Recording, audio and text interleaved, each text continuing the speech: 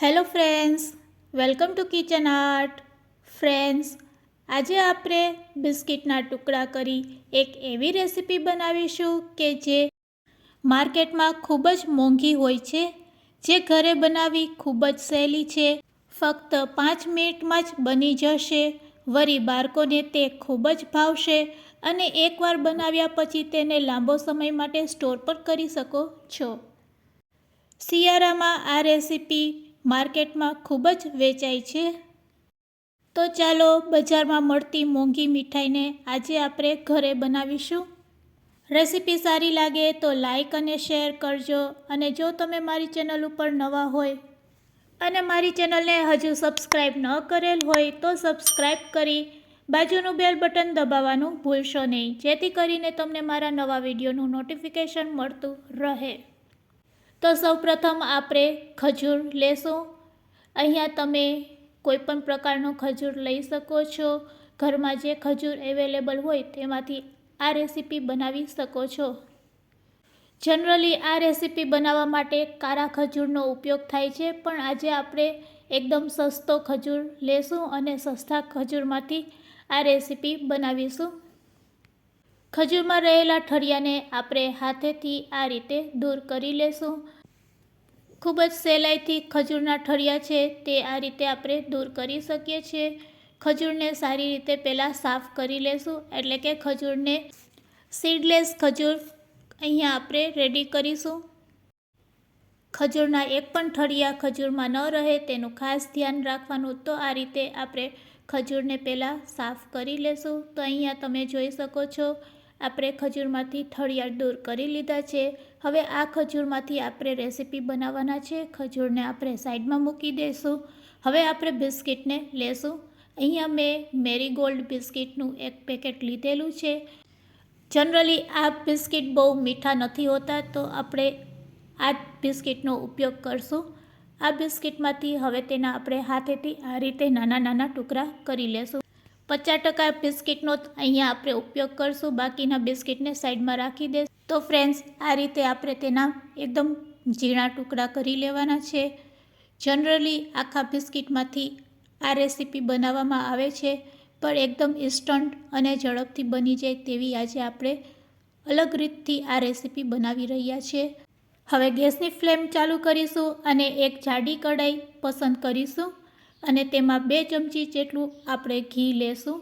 ઘી સારું એવું મેલ્ટ થાય પછી તેમાં આપણે ખજૂર એડ કરવાના છે. તો ફ્રેન્ડ્સ, ઘીને આ રીતે આપણે પહેલાં મેલ્ટ થવા દેશું. બધું ઘી સારી રીતે મેલ્ટ થઈ જાય પછી તેમાં આપણે ખજૂરને એડ કરવાના છે. તો ફ્રેન્ડ્સ, હવે તમે જોઈ શકો છો ઘી સરસ મેલ્ટ થઈ ગયું છે.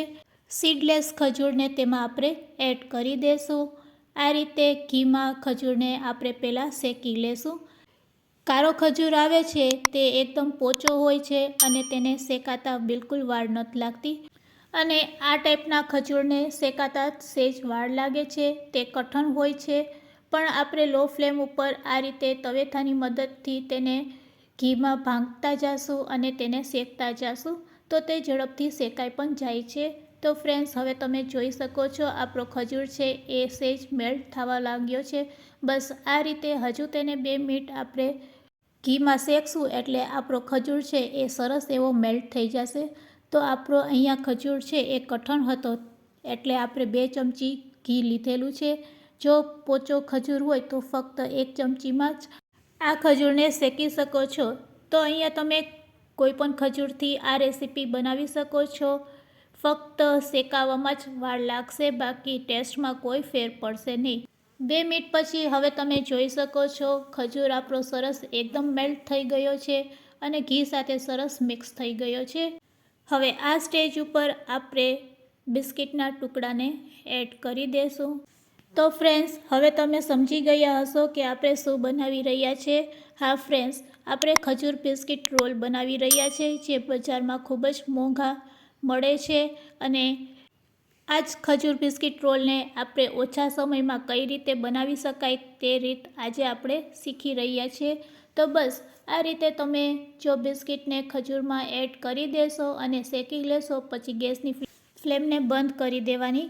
તો આ રીતે તમે થેપલી વણવાની ઝંઝટ વગર મિનિટોમાં આ રીતે ખજૂર બિસ્કિટ રોલ બનાવી શકો છો. હવે આપણે ગેસની ફ્લેમ બંધ કરી દઈશું અને રેડી કરેલા આ મિશ્રણને આપણે પ્લાસ્ટિક શીટ ઉપર લઈ લેશું. તો મિશ્ર થોડુંક ઠંડુ થાય એટલે તેને આપણે આ રીતની પ્લાસ્ટિકની શીટ ઉપર ઘી લગાડી અને પછી રેડી કરેલા મિશ્રણને તેના ઉપર એડ કરી દઈશું અને હવે હાથેથી તેને આ રીતે ભેગું કરતા જઈશું. ફ્રેન્ડ્સ, મિશ્ર ગરમ હોય છે તો હાથમાં થોડુંક પાણી લગાડી અને પછી તેને આ રીતે ભેગું કરવાનું. આ રીતે ભેગું કરશો એટલે તમે જોઈ શકો છો સરસ આપણું મિશ્ર છે એ ભેગું થઈ ગયું છે. આ રીતે મિશ્રને ભેગું કરવાથી હવે તમારે બિસ્કિટને થેપીને કે વણવાની કોઈ ઝંઝટ નહીં થશે. અને બસ આ મિશ્રને તમે આ રીતે ભેગું કરી લીધા પછી પ્લાસ્ટિકની શીટમાં તેને આપણે ફોલ્ડ કરી દઈશું. તો હવે આપણું મિશ્ર છે તમે જોઈ શકો છો. બસ તેને આપણે પ્લાસ્ટિકથી આ રીતે કવર કરી લેશું એક શેપ આપવા માટે. આ રીતે તેનો રોલ વારી લેશું અને બંને બાજુ આપણે રબર લગાડી દેશું. રબર લગાડ્યા પછી તેને આપણે 10 મિનિટ માટે સાઈડમાં રાખી દેશું એટલે મિશ્ર છે એકદમ સરસ ઠંડુ થઈ જશે અને પછી તેને કટ કરશું તો તે એકદમ સરસ શેપમાં કટ થઈ જશે. તો બસ હવે આપણે બંને બાજુ રબર લગાડી દેશું અને તેને થોડીક વાર સાઈડમાં રાખી દેશું. તમે ફ્રીજમાં પણ રાખી શકો છો 10 મિનિટ માટે. હવે તેને આપણે ઓપન કરી લેશું.